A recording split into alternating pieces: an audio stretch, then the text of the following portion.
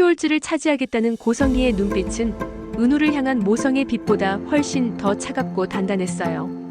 고성희가 입을 열던 순간 방 안 공기는 단숨에 긴장으로 얼어붙었습니다. 겉으로는 미소를 머금고 있었지만 그 미소 뒤에는 철저한 계산과 욕망이 숨겨져 있었습니다. 은호는 그 눈빛을 보자마자 본능적으로 알 수 있었습니다. 저 사람은 자신을 지켜주려는 게 아니라 자신을 통해 어떤 목표를 이루려는 거라는 걸요. 슈올츠의 회장인 박진석의 곁에서 오랫동안 입지를 다져온 고성희는 이제 더 이상 단순한 회장의 아내로 머무르고 싶지 않았습니다.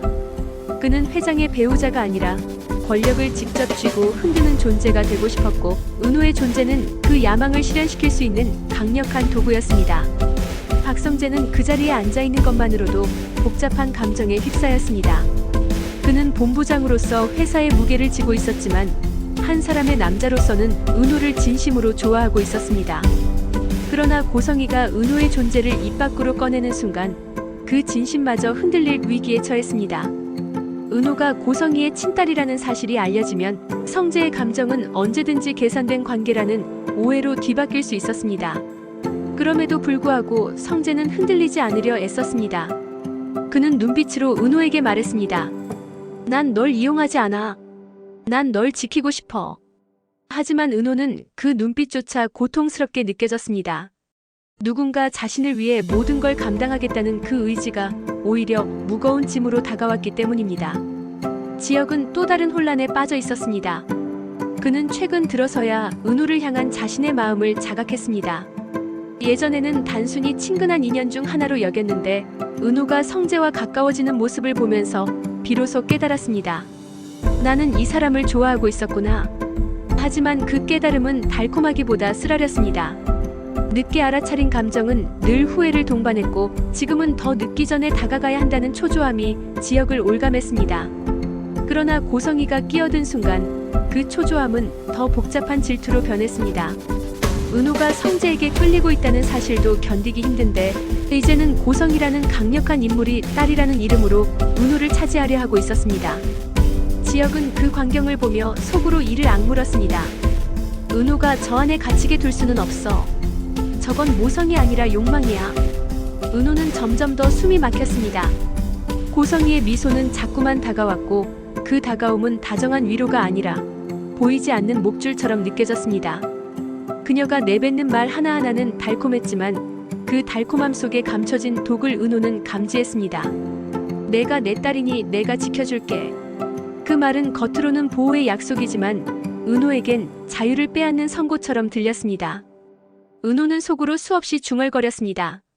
나는 누구의 딸이기 전에 그냥 나 자신으로 서고 싶은데 왜 그 단순한 바람이 이토록 어렵게 느껴질까? 방 안의 공기는 무겁게 가라앉아 있었습니다. 박진석은 침묵으로 자리를 지켰지만 그 침묵이 오히려 모든 걸 인정하는 듯 보였습니다. 성재는 의자 끝을 움켜쥐며 흔들리지 않으려 애썼고 지역은 은호를 향한 눈빛을 거두지 못했습니다. 그 사이에서 은호는 스스로를 굴러온 돌이라고 부르며 점점 작아지고 있었습니다.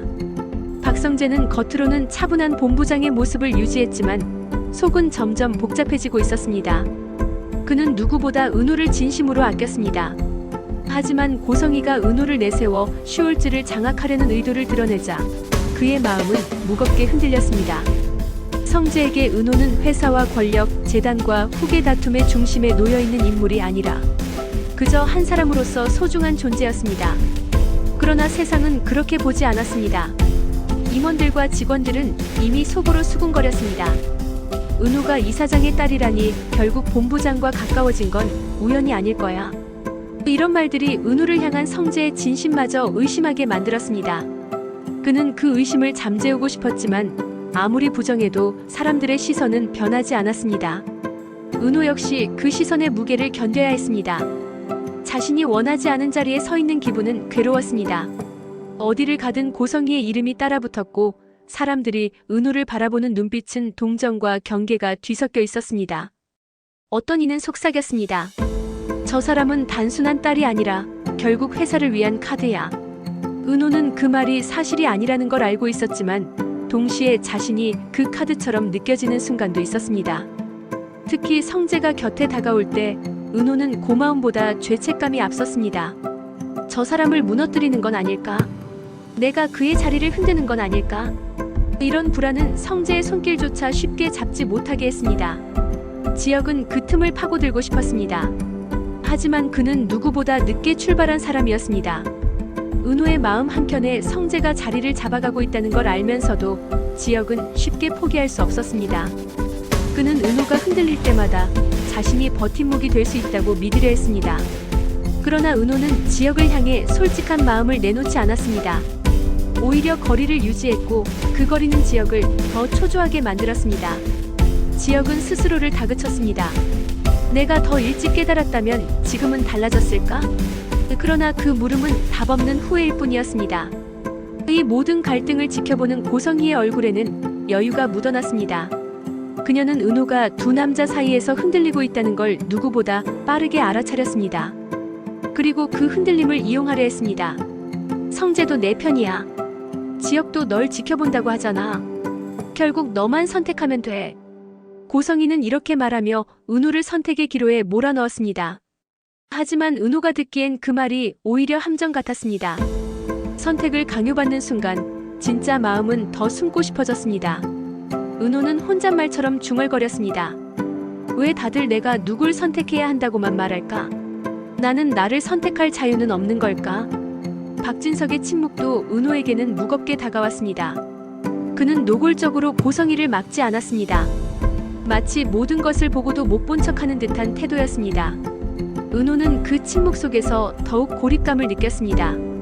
자신을 향한 모든 말과 행동이 계산과 전략으로만 보였고 그 속에서 진심은 점점 사라져갔습니다.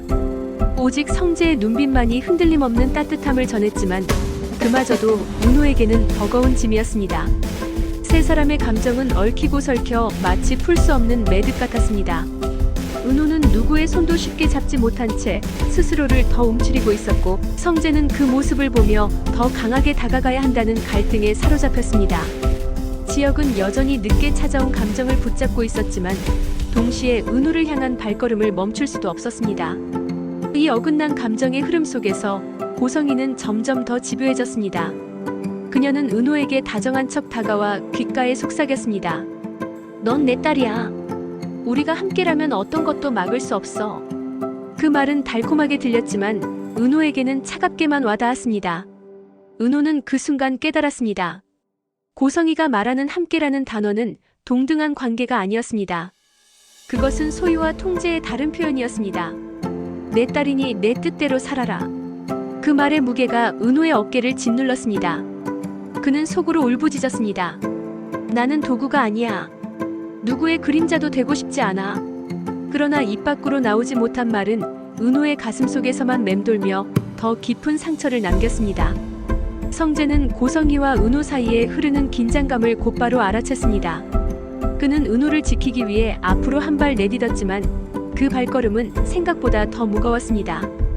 회사 안팎의 시선, 집안의 복잡한 이해관계, 그리고 무엇보다 은호의 두려움이 성재를 주저하게 만들었습니다. 그럼에도 그는 물러서지 않았습니다. 은호야, 넌 나한테 도구가 아니야.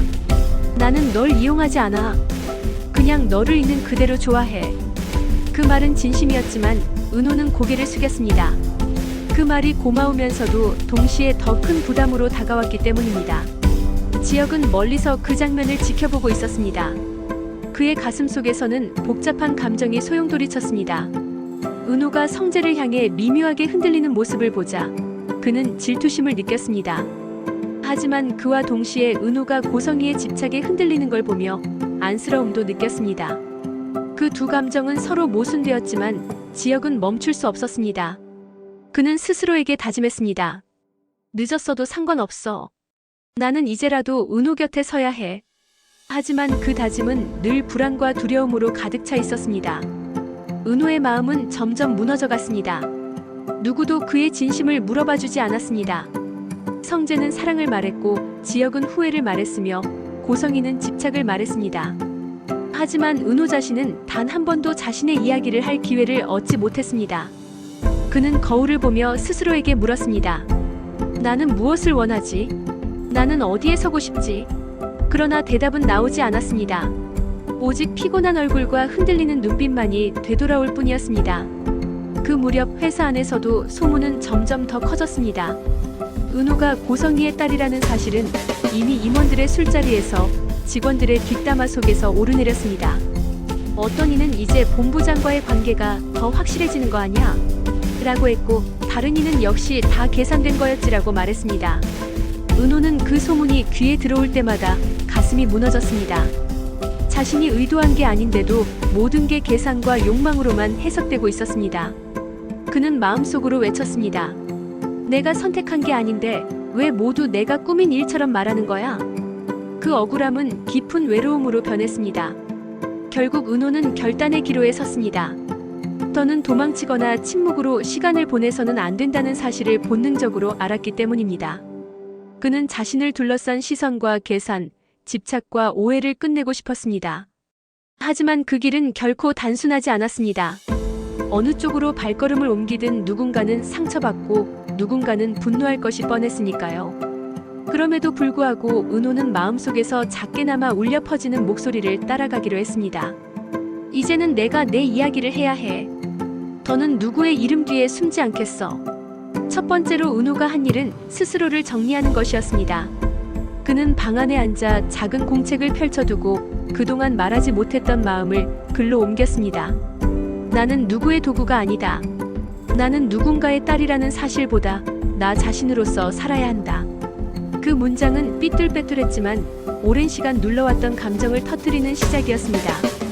그는 이어서 성재와 지역 그리고 고성희의 이름을 적었습니다.